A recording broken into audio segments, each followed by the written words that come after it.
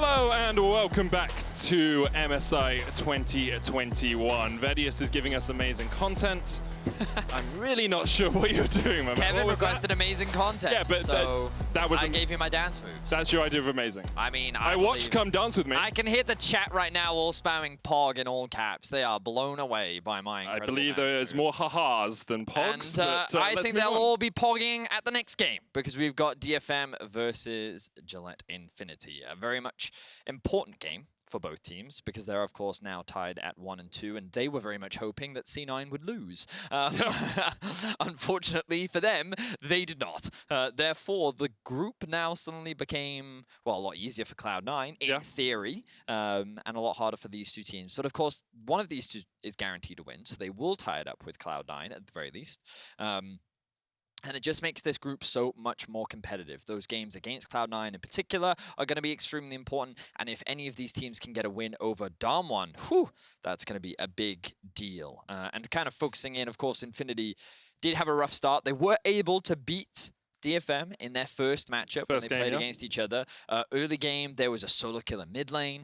There was a 2v2 kill in bot lane. But then they actually started to struggle a little bit because players like Ebby was really starting to pop off on his Akali. He had like 11 minutes. He was 3-0-1 on his Akali. Like, he was incredibly strong. And honestly, the game was decided by a single team fight. DFM overextended one fight in the mid lane. They lost Baron, then they lost the game. And it was very quick and it was very shocking. And I think the DFM, it's something that we've been seeing a lot of them throughout this tournament, which is that their mid-game decision-making and some of the plays they make in the mid-game have hurt them. It was the same against Damwon. They weren't punished as hard when they played against C9, but in that situation, their comp just gradually outscaled. And I think that we saw it also against Infinity. So I think the DFM have very good players. They've clearly showcased a lot of potential, and they've shown a lot of growth. The question is, can they control that mid-game? Can they execute better transitioning with an early game lead so that they don't give their opposition an opportunity to come back into it? Because I think that many would put them as the favorites in this matchup, especially after their last performance against DFM. And I think last time they played, we saw DFM perhaps with a slightly slow read on the draft. They last picked Ackerman. It didn't really have the impact that they were looking for. Aria, in his first ever international game, struggled as well into Cody, who got ahead on the Silas. And Infinity, Gillette were really able to take the game out of DFM's hands. And then when we saw DetonatioN FocusMe play up against Damwon Kia and against C9, they had much more control in the early game, and that tends to be where this team thrives. So let's get on into picks and bans. Thresh immediately removed here by DetonatioN FocusMe, and Renekton taken away by Gillette Infinity. So even though Cody solo killed Aria's Renekton the last time they met, the respect is still there, the possibility of a flex. I like seeing Ebby on a carry. He has been fantastic this tournament. He has been an absolute pleasure to watch. His experience really paying off, I feel. He has been a long mainstay in the LJL, and I really think that he's having a great tournament. But let's see what carry he gets given this time around, and what else is prioritized. The Rumble going to be taken off the board. Expectations are that Infinity will look to ban away the Morgana. The Zoe ban. Ooh, what does that tell me? Tells you that Cody is a Zoe one-trick. Or has at least played a lot of Zoe I mean, yes, games. yes. Zoe, true. Syndra, Orianna, Victor, I think, are his most played. But it may also be that Aria is thinking about a particular champion. And I'm trying to think about what champions a Zoe in particular could be very good against. Regardless, we'll find out, I'm sure, in a little bit. For now, the Udyr priority is going to be locked in. I think we've seen that throughout the tournament. Once Morgana and Rumble fall off, Udyr seems to rise to prominence because his clear speed still not really affected. And even after the nerfs to Chem Tank, funnily enough, even after the nerfs, he still runs really fast and he still stuns you with a single auto attack. So he kind of does what he was so good at before. And we see the Lee Sin Kai'Sa locked in here for Gillette Infinity. Lee Sin seems to be one of the strongest top laners in the meta right now. His ability to gain lane priority, his ability to dive into the backline in teamfights works very well for Infinity here. And then alongside that, a diving buddy, Kai'Sa, always with that killer instinct, can get onto the backline. It does look like DFM are eyeing up the Tristana themselves though, and we'll lock that in. Okay. Want to know what's really good into Lee Sin top? Hit me. Nocturne? Top. Yeah, I knew it. I knew it! Why do I fall into these traps every time? Nocturne, come on, show it to me. I'm a big fan. Oh, no. I do not like this. I do not like this at all. I'm going to say, Vedius, your personal preference doesn't matter at all to this game. But there's, it's not about personal preference, because I really think that the problem with Gnar is, while it does have some early pressure, I think Lee just beats it. I think that in the top lane, the dueling power of Lee is so powerful, and he has so many tools to get on top of the Gnar as well. So I'm not a fan of the pick, especially when we think about DFM's win condition. It has been playing through Ebby, giving him a strong top side of the map, giving him something that he can have a lot of agency on, and you've now put him on Gnar, something that's traditionally left on the weak side. Now, that's not to say that Ebby won't be able to have an impact, but I feel like that when you found so much success through your top lane, moving away from that is something that does concern me, especially when Infinity is clearly suggesting to me that they want to play through top side and actually try and shut Ebby's impact down. So we'll see how the rest of the draft plays out. Right now, DFM do have pretty strong scaling. They are suggesting that they want to play more towards the late game team fights. We're looking at something like a Rel, a Leona, or maybe even a Nautilus, Alistar, these sort of engaged supports to come out alongside Kazu. We know that he's been playing a lot of these engaged supports. The big question is, what will they put Aria on? It's always one of the main questions when you look at Detonation FocusMe. I do wonder if Kazu will look to something like the set that he played a lot domestically and does give you a little bit of engage, a little bit of disengage as required in these fights. Rise banned away, Sylas taken away.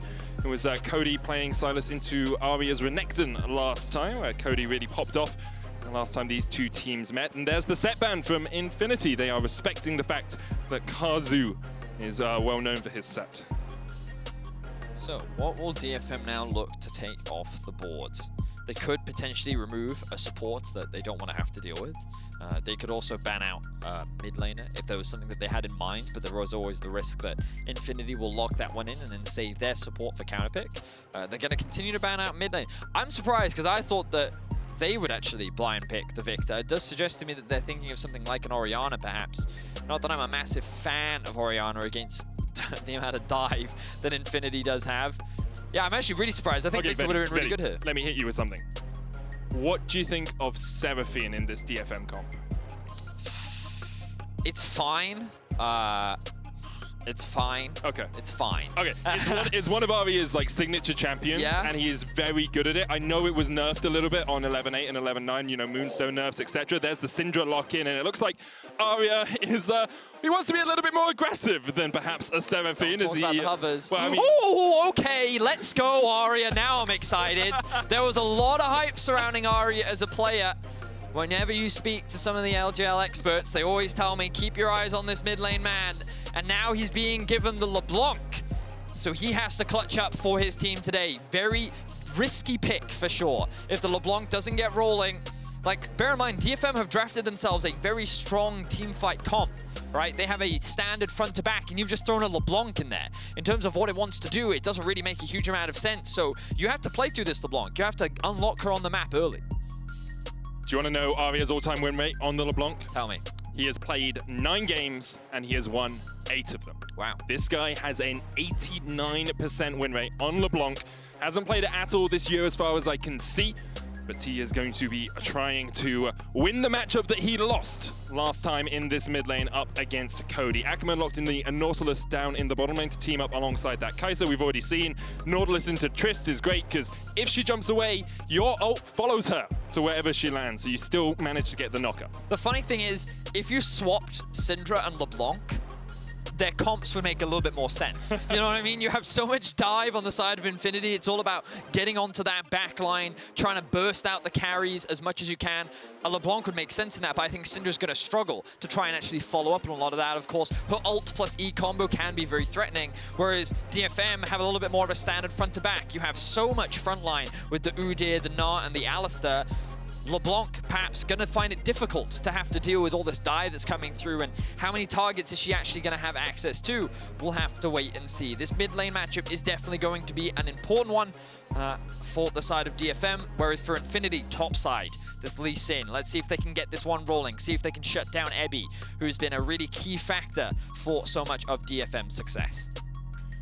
It is not quite do or die for either of these teams as of yet. You can lose here and still make it through to the Rumble stage. However, a loss here makes your road that much harder. You end up having to beat C9. You end up having to beat Damwon Kia to make it through to the next stage. A win here paves that road in gold, makes it much easier for you to get on through. Let's get on into the game. DetonatioN FocusMe up against Gillette Infinity. And I wonder if we'll see any early action from these junglers. For now, looks like a little bit of a split. Steel has gone up towards the top side on his lonesome, and the rest of DetonatioN FocusMe are protecting his bot side jungle. Bit of a stack up towards the red buff from the side of DFM. They've invested 2 early wards. The pings have come out from Infinity. Here we are. Information will be gathered. How will DFM respond? Gonna slowly move into the bush. They know that getting a bit of Vedius Attenborough right here. You know, it's chill. You know, and here on the river of life. Another invade up towards the top side. It's just, you know, calm early game. We had a very hype, exciting first game. I'm still coming down from the adrenaline of that one. Like, I'm just bringing the chill, bringing the mood down. So right now, it looks like SolidSnake looking to path from top side to bot, which does surprise me a little bit. We kind of expected the early path up towards the top side. Perhaps that is due to the fact that Infinity expects to have the prio in the bot lane 2 versus 2. We actually saw this 2v2 matchup in our last game. And the reason why initially C9 got that push was because DK pulled for their jungler. This time around, that's not happening. You can see it already in the lane. Whitelotus going to get knocked up immediately. Explosive charge going down. Exhaust has already been used here by Yutapon, and DetonatioN FocusMe with the ignite ticking. Yutapon will not flash in. It would have been flash for flash if he'd gone for it, you have to think, but already that's the exhaust out from Whitelotus, and he has no HP. He has popped both of his potions as we see a bit of trading in the mid lane. So that really surprises me, because he wanted to get into the lane early. However, they had a ward on the enemy red buff. They should have seen that this duo was not pulling. So Whitelotus just walks into melee range of an Alistar who has Q at level 1, and he's just like, yeah, hello, make this easy for us. The good news for Whitelotus is he doesn't burn flash, but that priority will be lost, which means that contesting this bot lane early scuttle is going to be harder. I'm curious as to whether or not Steel will actually invade enemy bot side. He has that ability. They could split the map here with the priority that Yutapon and Kazu do actually have. You can see they're already roaming up into the river. A little bit of information has been gained. He's not going to do it. All right, so they're just going to stick to the standard pathing for now. Yutapon and Kazu, the good news for them is they will have a wave kind of bouncing towards them, which will make it a little bit harder to gank. The risk of a dive is there, but against an Alistar, level 2 even, can be a little bit risky. So yeah, okay, this Lee Sin has to be a little bit careful with Steel pathing up towards the top side, and again, Infinity should be aware of this. Buggax should know that he will not have jungle assistance, and with the wave where it is, Ebby's just kind of letting it push towards him, and kind of putting Buggax in that awkward position. Importantly, Buggax did use his ward for a ward jump trade in the top lane, so he doesn't have a ward to put down in that river, meaning that if we do see Steel going up there, Buggax will have to use his intuition and his game sense rather than any vision he could get on the enemy jungler. The warding totem, of course, has a little bit of a cooldown, so we'll be back up relatively soon. Steel takes the top side scuttle crab. Ackerman and Whitelotus able to force Yutapon and Kazu away, as SolidSnake will get the bottom scuttle for himself. And I wonder if Steel will go the long way round here. We saw Blabber do it in the last game. Instead, he is just going to back away and get himself up towards that turbo chem tank. And we can see SolidSnake hovering around the bot sides. Yutapon and Kazu showing a lot of respect. And like, this is that stacking wave we were talking about, but of course, very difficult to actually dive it. So now what's going to happen is Infinity is going to look to reset. Ackerman's going to be back out on the map first. And so this is where mid laners now have to be careful, because anyone in solo queue probably will have experienced this before, and you're really confused as to why that level 3 Alistar is now suddenly in your lane. It's because their AD carry has gone back to base, and there's a little bit of time. To have a look in your minimap, you can see Ackerman looking for that rope, and DFM, that risk of Kazu doing the same thing is also there, so Cody now looking for that reset. So the level 5 reset, very common for mid laners, has supports come on by, drop a little bit of vision, so very standard stuff so far here in the early game. And the expectation always is when you watch Gillette Infinity that most of their early game fighting will happen through the bot lane. I believe it was 78% of all of their kills at the 15-minute mark happened in the bot side of the map, in that bottom lane, a lot of them going over to Whitelotus. And Ackerman is just setting up vision down towards this bot side river. So we'll see if SolidSnake works his way down here once again and tries to get the veteran carry on Infinity ahead. Always a possibility. I also want to note that Aria was forced to use his TP in that mid lane, largely because Cody was able to get that earlier back timer off. Of course, doesn't have the TP as well, running the Ignite, which is a little surprising to me in a pro play game. At first, I thought that he had Spellbook and he had swapped over to the Ignite, but he is just actually running it alongside the Electrocute. And the main reason why you don't run it in competitive play is because TP is OP. It is so good for things like priority, because if you mess up a single base, if you die in lane, if you do whatever, a mistake, TP can like rectify it and can actually mitigate a lot of it, whereas with Ignite, you don't. So it's a very dangerous summoner spell to run, and if you don't get any value out of it in the early laning phase, you won't get any value out of it at all, as that TP helped Aria get level 6 first, and now has forced a flash out from Cody. Cody has just hit level 6 himself. Steel and Evie looking for the dive here. Buggax gets the Dragon's Rage, has the Gick to try and disengage. Steel's gonna run in. Bear slaps, but you have to feel Buggax should be able to walk his way out of this one with the Dragon Rage kick still available as Evie goes forward. Tries to get away, but the flash under the tower and the house landing on his face was enough. Detonation FocusMe with Burst Blood. Don't even think they needed that flash. The damage coming out from Evie would have been more than enough, but you know what? They're going to take it. First kill up towards the top side. I'm surprised that they haven't invested more towards Buggax. We already saw it from the very early jungle pathing. SolidSnake investing a lot of his time and resources down towards the bot side of the map. Of course, you don't have to get Alistar ahead, but I feel like in this matchup, it's really valuable to try and put Ebby behind, and DFM doing what they often do, ganking top lane, ganking for Ebby. The Lee Sin lost a lot of farm up towards the top side, and now he's going to be behind.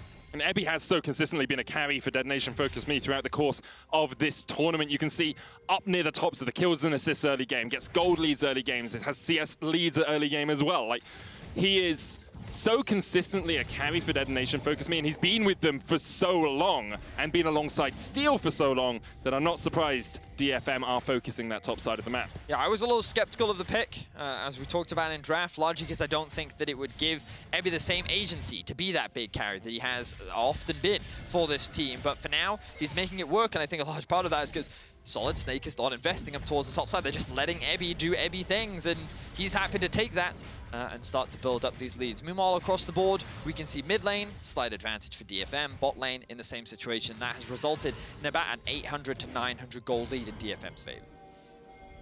It's good to see Aria having a stronger early game than he did last time these two teams faced. By this point, he had been solo killed by Cody on the Renex and Silas matchup. Ebby, perhaps, well, he knows SolidSnake's there.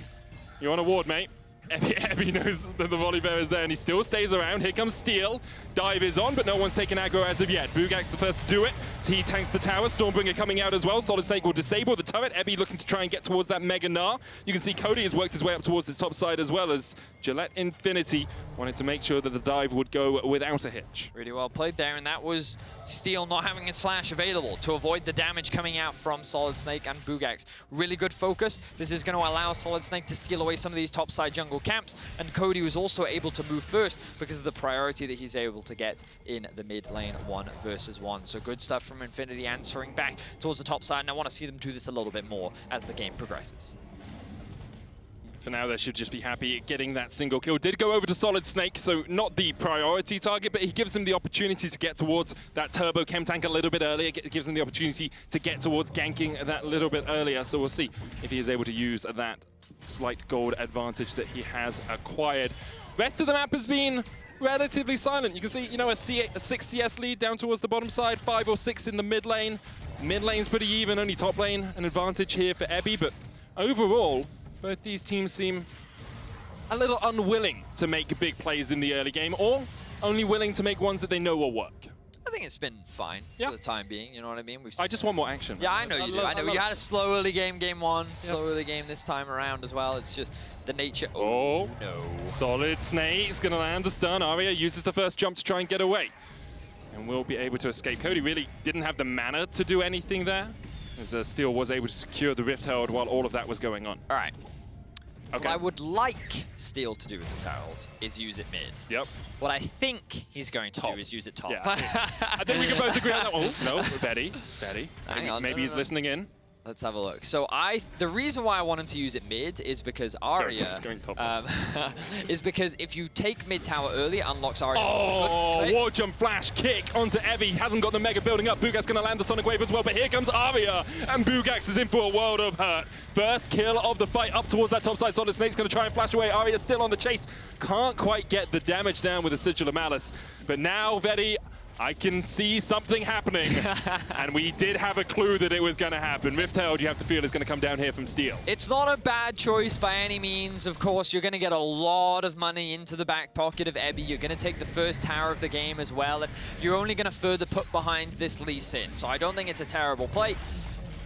As you can see, 610 gold into Ebby's back pocket. So this Gnar really has been unleashed. Even when he's not on a carry, Ebby still somehow finds a way to carry. Look at that difference in the top lane. 1,400 gold advantage for Ebby. And then in the jungle as well, it's a 700 gold lead for Steel after that play. Mid lane basically even, bot lane basically even. No one has been bot, so it's not really too surprising. So here we see a situation where Aria got a really good trade in mid, and Infinity's like, hey, we can force a play top, but they don't have the prio in mid. So that means Aria can collapse first, and of course with the numbers advantage, they're able to get this kill and force the flash out from SolidSnake as well. I was going to make a comment about TP versus Ignite, but in this situation, I think that the TP wouldn't have actually been available anyway for Cody. But regardless, we haven't yet seen him use that Ignite. And we'll see if it impacts more later on into the game, but really not a big fan of the Summoner spell choice, as Infinity will get themselves the first Drake of the game. Oh, they actually brought Buggax all the way down here as well to help solidify this one. He will lose a little bit more farm up towards the top side. Will give Evie the opportunity to push out that mid. And now watch what happens mid lane, because this is something I have a huge amount of respect for Evie for. He uses his top lane pressure to then roam to mid specifically. He often threatens dives, he'll often threaten ganks, and I think that it's just a great way in which top laners that have huge leads constantly going back to top, I think, isn't a great use of your time. Instead, use your lead to try and either punish enemy jungle or try and leverage your advantage and bring it into the mid lane. We often talk about they play through bot to mid, or they play through top to mid, and that is what DFM do. They play to get Evie ahead and then use his advantage. Buggax trying to trade here onto Steel. Ackerman's on his way as well. Smite goes down from Steel for the health, and Buggax will secure the red. Didn't go to SolidSnake, but of course, Buggax will be pretty happy having that on the Lee Sin. Oh, meanwhile, look at bot lane. We can see Aria has made the roam down. Whitelotus has been left alone here. Whitelotus still has flash, uses the killer instinct first, and the chains don't connect. Good dodge there from Whitelotus to survive, but because of it, he loses 2 plates on that bot lane tower, and you can see Cody working his way across from the mid lane, but Aria can just jump this wall. Ackerman is there as well, but won't be able to get there in time to do anything, and Steel caught the wave in the mid lane, so none of this CS is falling either. Cody does have flash, is bear slapped, and here comes Aria looking for the chase, but Steel will just force Cody underneath the tower for now. Really good stun from Cody. He doesn't stun the Udyr, he stuns Aria mid-dash as well. Largely to deny any potential follow-up. He knew that he could walk out because he had the Merc Tread. So really good awareness there from Cody. I like the execution. Doesn't lose his Summoner spell, but now Aria lands a chain. Scout of the week won't knock him out of root range, but does mean that Aria needs to be just a little bit more aware. You know, Unleash Power is a lot of damage. It's called the outplay button for a reason. True. Aria needs to watch his health bar when he goes in for trades like that. Aria does have the ultimate backup now, though. Oh, Kazu does try to interrupt the back. Wasn't quite able to do it. SolidSnake has his eyes set on bot lane, but now, oh, here's the Ebby plank we were talking about. You predicted it already, Vedius. Ebby coming in from the top side. Cody being like, oh. No, Steel, no! Oh. I mean, there was a lot of caution pings coming from the bottom lane. Because they saw both SolidSnake and Ackerman leave. Right? That was one of those situations where we see everything and Steel doesn't, so he has no idea how close that Syndra is. So obviously, like, that wasn't a mistake from Steel. That was simply just, we have God vision. Yeah. And as you rightly said, the potential collapse from the bot lane with SolidSnake roaming up, he could have been the one that was getting collapsed on. So that's why he chose to disengage there.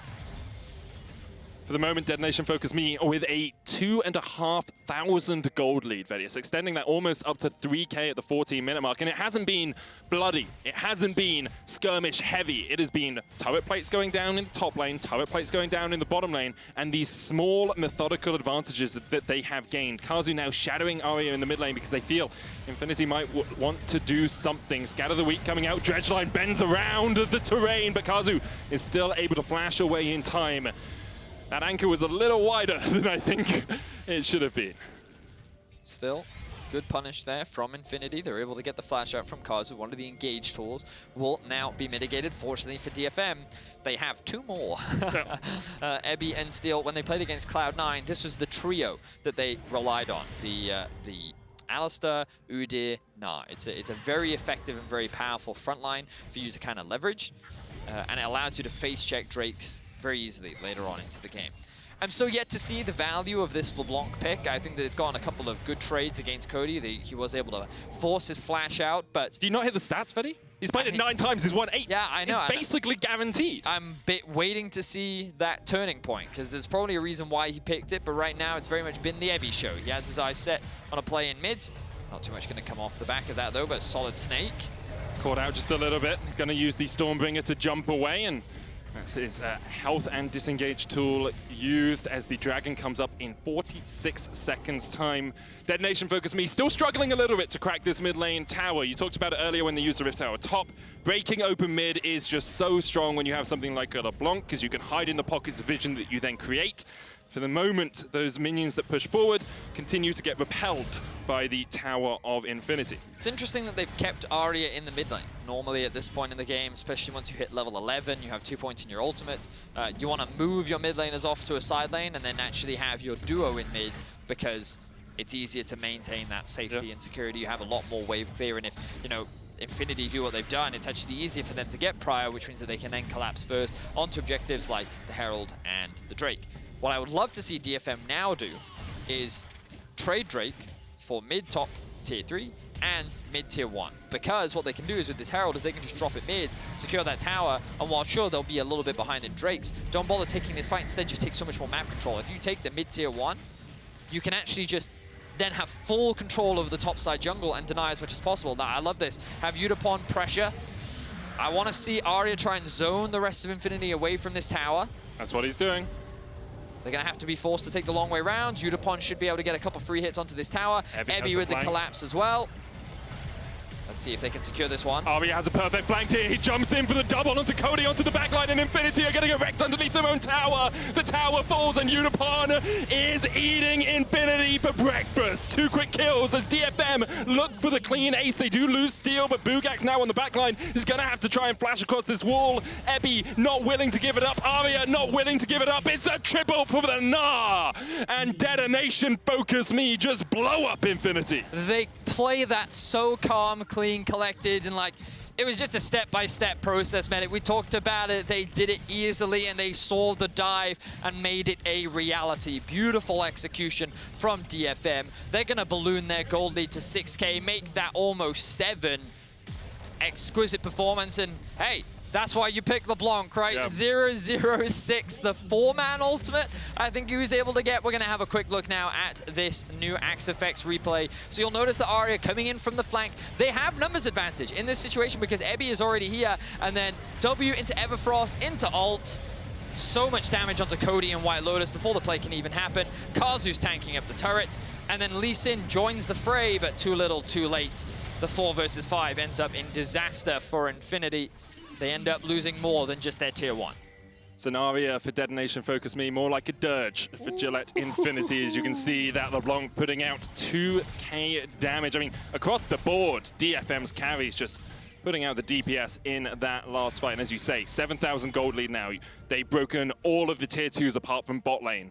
Infinity, it's such a hard road back here because you don't own your own jungle that much anymore, as DFM can push up and get the vision line. You don't have a mid laner who can pressure in a side lane because you don't have TP on Cody anymore, like at all, because he took the ignite, right? And so you have these 2 threat points of Ebby and Aria, and you then have to deal with Yutapon, who has 2 items finished on this Tristana.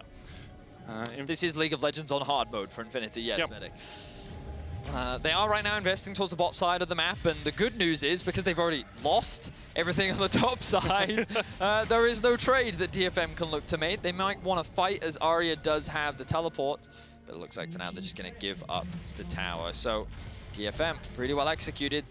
If they win this game, they will tie up with Cloud9 at 2-2 in the group. It's only going to make that matchup later on in the day so much more important. But you also mentioned Infinity. If they lose this game, they're not completely out just yet. Not guaranteed out, but it's a much more difficult road for them. They'd have to beat Cloud9 and Damwon Kia, and that doesn't seem like the easiest thing to do, especially after Cloud9 took down DK earlier on today. Baron up in 7 seconds time. We talked about the vision line, Vedius. Infinity can see nothing. They have one ward near or in that topside tri-bush. Apart from that, they really don't have anything anywhere near the DFM jungle. And with Ebby pushing in the bot lane, Yudapon's working his way across here. Tristana so good at taking towers with the explosive charge. Buggax all on his lonesome trying to defend, but the stride breaker into the wallop. And Buggax is on the menu for DFM. Another quick kill for Detonation FocusMe as Steel secures it. That's the tower as well. They're actually pinging towards the inhibitor tower here because they know Cody is in the top lane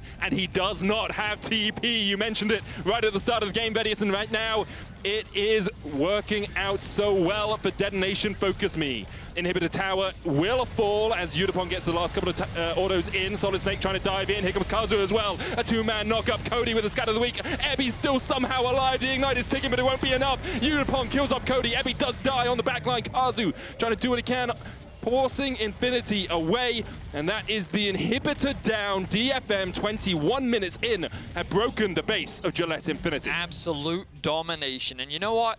I gotta apologize, because I doubted Ebby. You know, that's what I did. I said that, like, I don't want to see him on a Gnar. I prefer him on carries. And then he said, well, how about I just go and carry on the Gnar as well? Really good setup onto Buggax in the bot lane. They were able to... His chain CC was flawless as well. He ults, and then he, like, uses his W in the line, which means that regardless of what happens, Buggax is going to get stunned because he doesn't have flash. So that was just really well executed. Then the follow-up came, they get the tower, they get the bot inhibitor, and now they can even threaten the Baron. It's very early. They don't have the fastest Baron in the world because, you know, LeBlanc.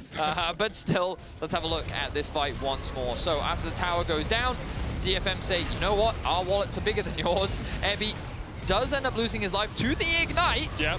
So it does result in a kill at the very least. However, it is at the cost of your inhibitor and your mid laner as well. So DFM just in full control. And I think that coming into today, many pros, fans, some analysts as well, like people across the world were saying that DFM are one of the favorites now to get out of this group. Yep. And I think that starting off your day with a convincing performance like this, people are going to be worried if they're Cloud9 fans. That game is going to be so important at determining who will be able to get out of this group. I mean, it's so important because if they both win out until that game, and I believe it is our fourth game of the day, fourth game of the day, it's on that game. DFM have the head-to-head right now. They are 1-0 up. If Cloud9 lose that, even if they win every other game, they might still be out. Detonation FocusMe are looking for a play here in the top lane. Buggax actually has a really nice TP position as DFM are split up from Aria. The knockup's going to land onto Yutapon, and Cody lands the scatter of the week as well, and this might be the turnaround. Infinity trying to trade in. Yutapon is already dead. Aria doing what he can down towards the bottom side, but he does manage to kill off Cody. A great Gnar from Ebby into the wall. That's enough. Ebby has had enough with this game, has had enough with this team fight, and doesn't matter if his AD carry is dead. Ebby will carry. Aria here singing a song as we see Detonation FocusMe just clean up in the top lane. It looked like a good fight for Infinity to start things off, but it did not end that way. DFM with the ace to knock down Infinity, looking to secure themselves another win in this group. And with those minions knocking on the door of the Nexus, they may very well lose this tower as well, but it seems that DFM not going to commit to anything. They're just going to reset, steal away some camps, and go back to base. Let's have a look at how this fight starts. So, he runs a long way in. Steel just kind of runs at the enemy. We kind of have to keep track of Yutapon here because he's coming up from behind, and then he's not expecting to kind of be left isolated as the ultimate from Ackerman comes through, to stun from Cody over the wall, and then the dive. And this is the dive that we were talking about, how it can be very difficult for an AD carry to play. Aria is then solo killing Cody, and then Ebby is just like, yeah, you know what? I can still carry this fight absolutely easy. He takes absolutely zero damage, really good ultimate into the wall. and really good team fight from DFM. They just have so much money right now. They're going to start off this Baron. Infinity will have to face check, and I don't think that's anything that they can do right now. As soon as you do, SolidSnake just caught out by Ebby and Kazu. He has to use the Stormbringer to get away. He is still dead. The final boomerang from that Gnar will take him down. There's the Baron for DFM, and with a 10,000 gold lead, this one is all done. But the singing, DFM way too far ahead, and we'll see just how much they get out of this Red Bull Baron power play. Whew. Clean game from DFM. Infinity, they're going to be playing up against Darm1 next. It's going to be a difficult game as Evie dives in once more. And Cody dies once more. Yes, he does. Fourth time of the game. What a difference it is from the first time these two teams met. It was Cody styling on DFM, but here DFM seem to have found their form. Aria kicked away, top lane inhibitor is the target for DFM. Bot lane still 50 seconds before that one respawns. Now mid lane, as DFM just do it by the numbers, work their way around, and they are pulling Infinity this way and that. Last inhibitor tower will fall, and the inhibitor has to be shortly after. Yutapon trying to heal up off the Krugs, I believe, as he will rejoin his team in just a moment. Not with them right now. There is a tiny window where Infinity could look for an engage, but DFM don't give them the chance as they back away. Wow, they're actually choosing to reset. They still have 2 minutes on their Baron, by the way. I will say, I remember this picture. You know, lots of inhibitors down, only the Nexus towers remaining. DFM playing up against a team that they're ahead against. Perhaps they are learning to be a little bit more restrained after their loss to Darm1. What's crazy is if they had beaten Darm1 and then win this game, Darm1 could get eliminated. They would have been in such a great position. I think they would have even been tied with Darm1 at this point as well, which just goes to show how close and impactful that game could have been. But they will get that rematch later on in the day. I mean, if they win this game and they had beaten Darm1, they would be top of the group. Crazy to think, the evolution that DFM have made over the years. The LJL slowly on the rise, and they're looking to get themselves another big win here. Yeah, Ackerman looks for the hook, but Ebby is just too darn tanky. Ackerman first to fall, Kazu going in, Yutapon diving forward, and DFM have had enough of this. Whitelotus falls, Ebby gets a double. He's looking for more as he chases Buggax, Cody, and SolidSnake back onto the fountain. DFM will close out a convincing win. The Gnar on the fountain, he goes godlike, and DetonatioN FocusMe will take down Infinity. 11-2-4 for Ebby. That just shows me that it doesn't matter what champion is on. Ebby's just a carry player. This man has had such a huge impact for his team. The resources that they give him are not wasted. He is just so effective on the map. We got to see Aria's LeBlanc maintaining a very impressive win record. DFM are feeling confident right now, and it was a single fight that blew this game open, and they just snowballed off the back of it. Impressive stuff. I am so excited to see DFM rematch against Cloud9 and Darm1 later on in the day. But next up, Infinity, it is the game. It's a must-win game. It's the must-win game. They were not able to take down DFM, and now they're going to be going up against a very difficult opponent in Darm1. They're going to have to bring out everything that they've got to get an upset win over the current world champions. And it's going to be a difficult game, but DFM still feeling very confident going into their next matchup, which I think will be Cloud9 in Game 4. Yep, Game 4, Cloud9, DFM, but for now, DetonatioN FocusMe absolutely dominated this match. So let's take a look back at the top lane fight, which put them on their drive to victory, presented by Mercedes-Benz. Let's have a quick look at it. Vedi, oh, so it's the steal runs in, should die, but because they're so far ahead, DFM are still able to clutch out the fight. Yeah, and I think that Infinity played it well, diving onto Yutapon, using the Nautilus ultimate, the Volibear ultimate, the Kai'Sa ultimate. Problem is, you also put yourself in melee range of the real carry of this game, Ebby, where he's able to land a huge ultimate. And again, props to Aria being able to get that solo kill onto Cody. He had the level and item advantage to be able to find that kill, and then it's just a matter of chasing down the remaining opponents. And look at this flash E from Aria to guarantee the roots.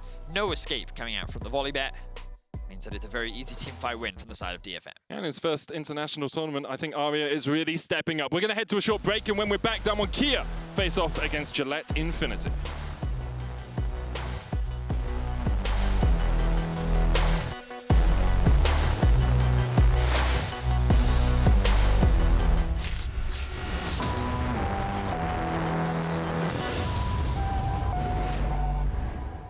Do Dear me, I just wanted to tell you that soon, everything you know will change. You're part of the breakout, part of an elite group of individuals that launched a global movement. The pioneers that changed the sole definition of a gamer. I'm you, from the future. And I just wanted to tell you that your future will be legendary. Exceed the game. Unleash the future.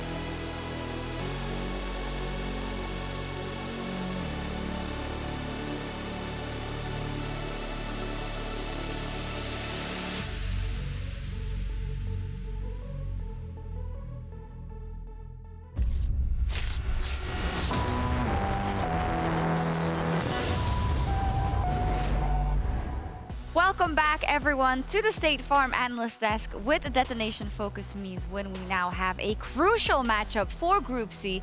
If Damwon Kia win, they advance out of groups, and if Gillette Infinity lose, they are out. So it is definitely a must-win for Infinity. For Damwon, they have a bit of a buffer for locking in the groups, and the expectation is still that they will, but obviously we've been shaken a bit about their loss to Cloud9 earlier. So I'd like to pull up this MasterCard fan question of the day by Smacks Casts, asking how strong is Damwon Kia compared to 2020 World Champions Damwon? How likely is it that they defend their international title? And that gives us a unique opportunity ahead of this next game to evaluate what we've seen from Damwon. Grabbz, what are your initial reactions when you hear that question? So of course, as the coach of G2, I would always say best of ones don't matter as much. That's our excuse every time we lose. It's just really hard to judge. I think so far they've earned the benefit of the doubt, especially in Korea, that this is not indicative of how they actually play the game, how they want to play the game if they are on their best. But I must say the amount of mistakes and easy mistakes against Cloud9 was worrying a bit. Emily? Oh, I think someone muted Emily's mic. Yep. Someone's unmuting it soon, I think. Nope. Not yet. So I think There she is. I agree that I would say it's. I think we're dealing with the issue again that it's out of sync, so I think we're going to lose Emily for a bit, and hopefully she's going to come back. But I will actually relay her point that we talked about earlier in preparation for this segment to you. And she said that she thought that particularly Damwon at a World Championship of 2020 was the best team in the world, mostly because their playstyle fit to the meta, and they found themselves in the meta near perfectly. Do you agree with that? To a certain extent, but I think they've shown that you can recreate this meta very easily with the current champion pool, and I think there will also be a jungler that can fulfill that role that Kenyon wants to fulfill. And there will always be counter picks, always be picks in lane that you can control the wave in.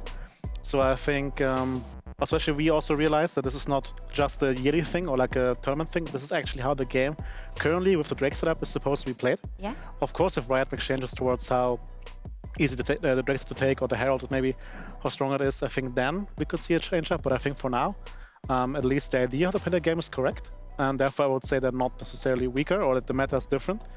That being said, of course, that Khan, just how he sees the game is very different than Nuguri is.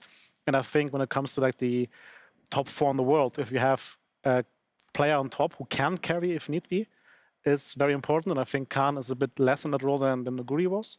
That being said, of course, another way around, it also makes their ball side more stable. So I just think it's a bit of a different team. It's hard to judge now if they're stronger or not. I personally like the Nuguri roster a bit more. So I think they just have to show that they can consistently get ahead from bot side or from mid, or that Khan can actually play this hyper carries if need be. Yeah, let's unpack that a little bit, because that is obviously the million-dollar question. It changes so much if you have a top laner that brings a different style, and we know that Nagari is very gung-ho, he'd make his own advantages, but that would sometimes lead to him also overextending, which we also saw still in the LPL, in the mid-game. But that was just how they used to play. Could it be that what we saw in the Cloud9 game from a showmaker overextending at points where you wouldn't expect it from him, would that be trying to make up for that X factor they are lacking? I think that's a bit reading in too far. I think it's just a bad game by him and a bit too overconfident. I think for especially they got the Nash, right? I think the game ends there if they just reset and go push together, but instead he goes for the 1v3, tries to make a flashy play, which he can do because it's the best of one. I think again, this shows why we can't judge it from their performance here, but I think more of the best of 5s play against RNG, play against Matt, then we will see the actual demo, and then we can talk more about how good they actually are. No, absolutely. I was just trying to make sure we cover all our bases whilst we got Emily back. Welcome back, Emily. So if you didn't catch it, we already touched on for Damwon specifically how they read the meta and how they fit into the meta and how they are working with Khan. What would you like to say about those two topics now that we have you back? I think that Damwon can, to Grabbz' point, easily play around their solo laners a lot like they did at Worlds last year. I just think we haven't seen it yet here because that's not how they've been playing in Korea, and that's not necessarily how they've played here yet. However, Khan is an incredibly strong split pusher. I think the things he's improved on with Damwon, like I said, are his TP flanks. So if he can combine that with his propensity for split pushing, especially if they set up before 4-1. Showmaker is also an incredibly strong solo laner. So they definitely can play through their solo lanes in a very similar style to last year. I just think we haven't seen it yet, which is why I always hesitate to make this comparison, because there's obviously a lot more tape on 2020 Damwon than 2021 Damwon, specifically at international events. Yeah, I think that's super fair, and we're doing a lot here by talking about that single best of one, but that's just the tape we have here at MSI. But it also makes me think. All I'm saying is I'm trying to get hope here for Worlds, right? I need to say the worst than last year, so I'm doing it. They're not Pretty much, yeah, pretty much. At Worlds. Final note I want to say about this is that obviously with Damwon now dropping that game, we talked about kind of the psychology of playing a whole day through. You said they're probably strongest at the top of the day. Now they're going to come back with a vengeance, most likely, versus Infinity, unfortunately. Yeah, for sure. They're not going to want to lose 2 games in a row. So they're going to come swinging, and I think also in the last game. Now that they actually lost 1 game before, I think the ego can't afford to lose 2 games in the same day. So therefore, it's going to be harder for Detonation FocusMe than anticipated when I play against them. Yeah, once again, Emily, this is the do or die game for Infinity. Now that you've seen C9 take down Damwon, is there a way for them to take down the World Championship as well, the champions as well? I think it's going to be really difficult, basically because of how they played around topside already in this past match. We saw some mistakes coming out of Buggax, and not only the way he played the lane and the way he responded to ganks, but also communication with SolidSnake. So they'd have to shore that up between this game and the one that we're about to see in order to contend with Damwon, I think. That is difficult. It is back-to-back, but underdogs have won before here at MSI. Time for Infinity versus Damwon after the break.